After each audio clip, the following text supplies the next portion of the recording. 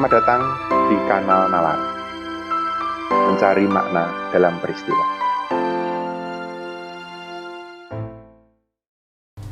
Saudara-saudara, barangkali tujuan paling penting bagi semua pemerintahan adalah melakukan pembangunan. Bahkan, satu agenda pokok dunia adalah menentukan tujuan pembangunannya. Dengan Sustainable Development Goals, SDGs atau Tujuan Pembangunan Berkelanjutan TPB, saat ini sudah masuk ke paruh kedua. Dunia sudah mulai berdebat tentang penerusnya. Seolah sederhana, tapi juga di sini jantung perkaranya.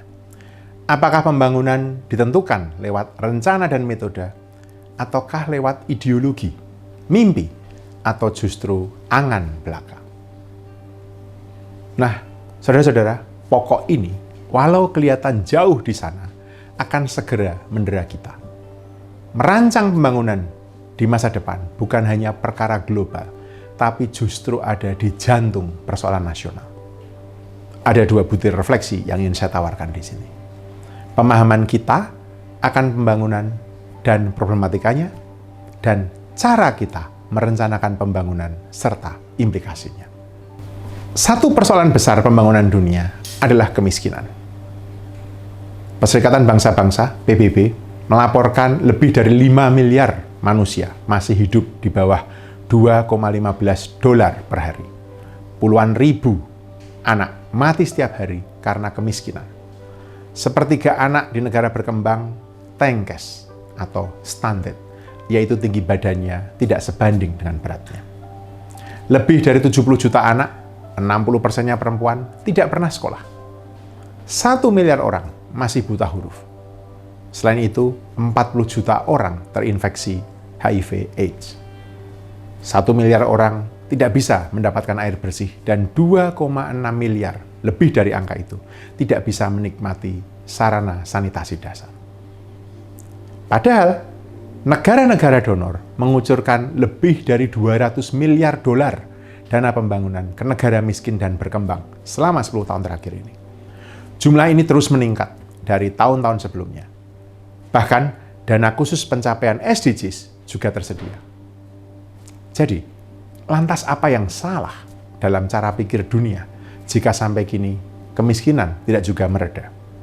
Saudara-saudara, kontras di atas mungkin menunjukkan fakta bahwa dunia gagal memahami kerumitan persoalan pembangunan seperti kemiskinan. Kemiskinan kini bukan soal uang semata. Ia memang selalu terkait dengan kesenjangan pendapatan dan belanja. Tapi, seperti dikatakan oleh Amartya Sen tahun 1981, kemiskinan adalah sekaligus perkara kesehatan, pendidikan, bahkan keadilan dan akses terhadap sumber daya. Begitu juga dengan persoalan pembangunan lainnya. Barangkali, kesadaran inilah yang membuat dunia hati-hati merencanakan agenda pembangunan dunia baru. Agenda pembangunan pasca SDGs nanti. Ini akan mulai dibicarakan di PBB dalam sidang umum September tahun depan, tahun 2024. Mengapa? Karena SDGs dipastikan tidak akan berhasil dicapai tahun 2030 nanti.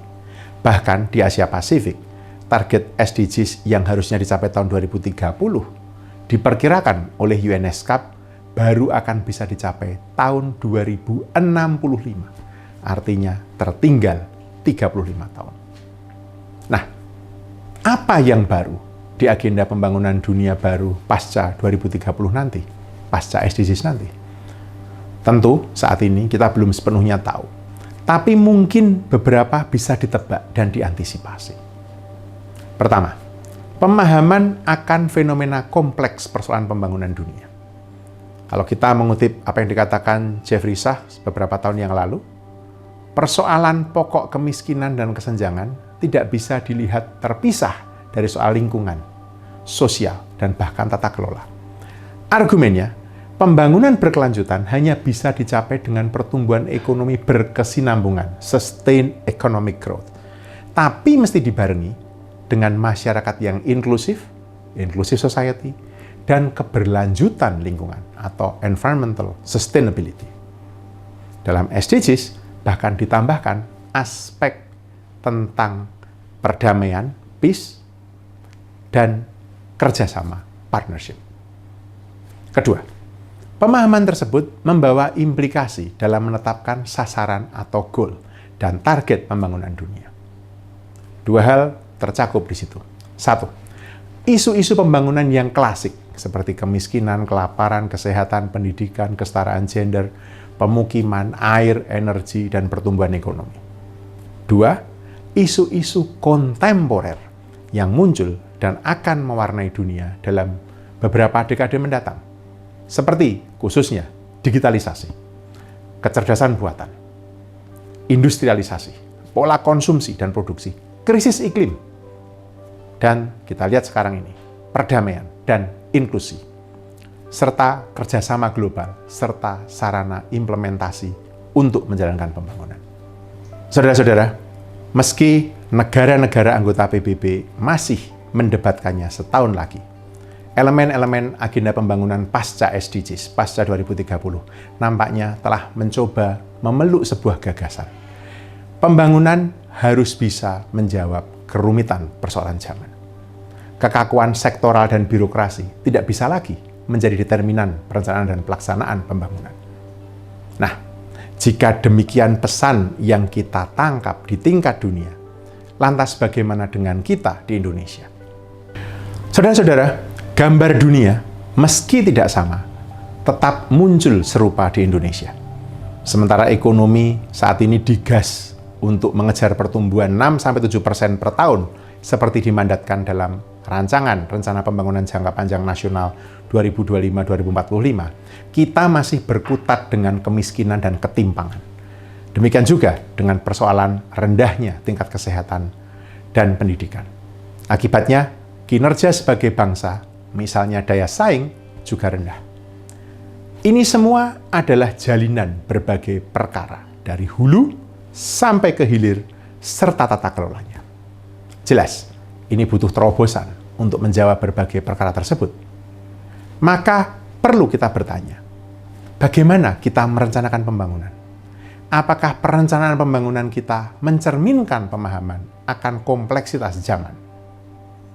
Saudara-saudara, pertanyaan ini penting tidak hanya bagi pembelajaran dari pemerintahan saat ini, tapi justru bagi pemerintahan baru yang harus membangun Indonesia baru, seperti dimandatkan dalam RPJPN 2025-2045, yaitu Indonesia Emas, Indonesia yang maju. Karena itu, saya mencatat beberapa perkara mesti menjadi kunci utama. Pertama, fokus pembangunan. Kini saatnya jargon dan janji kampanye itu harus diterjemahkan menjadi prioritas, target, dan indikator konkret pencapaian pembangunan. Apa saja prioritas pemerintahan mendatang? Mungkin ada 5 atau 9, tapi jelas bukan 15 atau 17. Karena memprioritaskan semua sama dengan tidak memprioritaskan apa-apa. Prioritas pembangunan itu menunjukkan keberpihakan. Berikut beberapa catatan. Misalnya, memprioritaskan reformasi birokrasi dan penegakan hukum. Misalnya, ini memberi sinyal bagaimana pemerintah mau dirinya ikut berbenah. Pemenuhan kebutuhan dasar seperti pangan, papan, air, dan kesehatan menegaskan bahwa kesejahteraan adalah hak bagi semua warga. Memastikan ketersediaan infrastruktur pembangunan dan teknologi di seluruh pelosok negeri untuk membangun ekonomi, itu mengirimkan pesan, mengirimkan sinyal bahwa kesenjangan bisa dilawan. Memberi perhatian pada pendidikan, reformasi, media, dan budaya menunjukkan pemahaman perlunya mengembalikan keadaban publik di negara yang berbineka ini. Dan menjaga lingkungan akan memberikan keyakinan kepada warga bahwa sumber daya tidak boleh dikeruk secara serampangan atas nama pembangunan. Kedua, bagaimana pembangunan dilakukan agar prioritas bisa diimplementasikan dengan tuntas.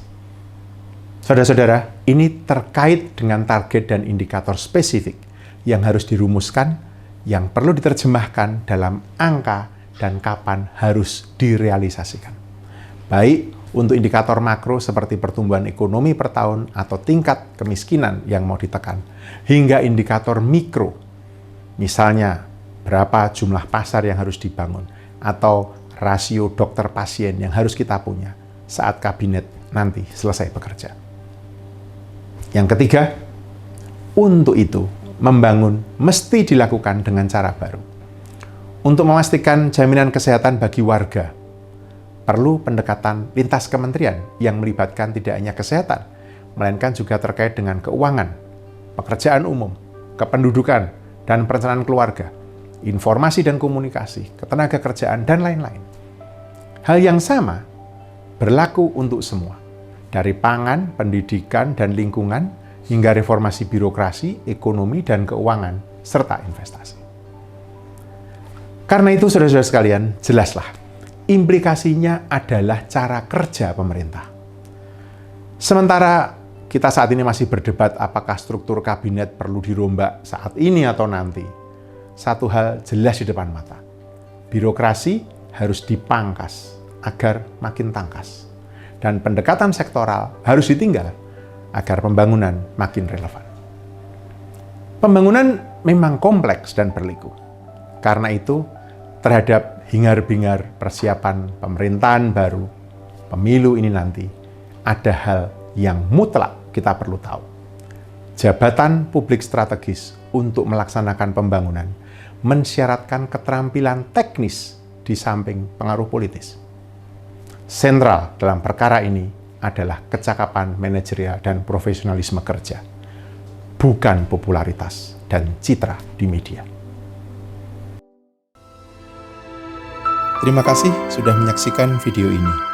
Semoga kita bisa menemukan makna dan pemahaman yang lebih dalam bersama nalar.